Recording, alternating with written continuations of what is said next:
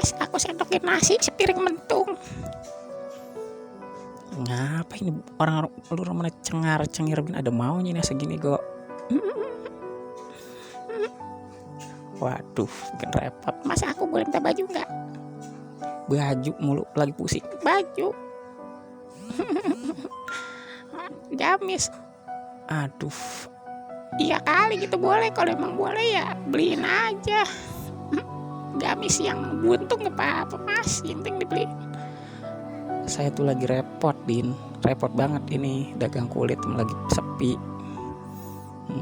Emang sepi? Sepi sekarang mah, pasar udah jarang orang. Kali gitu kalau misalkan emang boleh mah beliin aja, nggak usah bingung. Dilajadain Din, gampang, nggak repot, nggak bingung. Emang di pasar ngapa mas? Lebih murah bisa ditawar? Enggak. Ya udah dilajada aja deh, nggak apa-apa.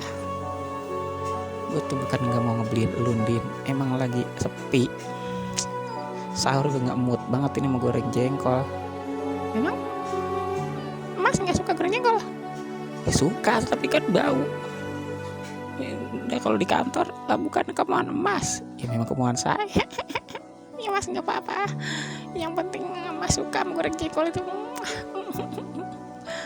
Suka sih men, bau dikit. Ya mas, tapi beliin aku baju ya mas. Aduh, lumayan dibeliin baju. Aduh. Mana? Aduh, dasar perempuan.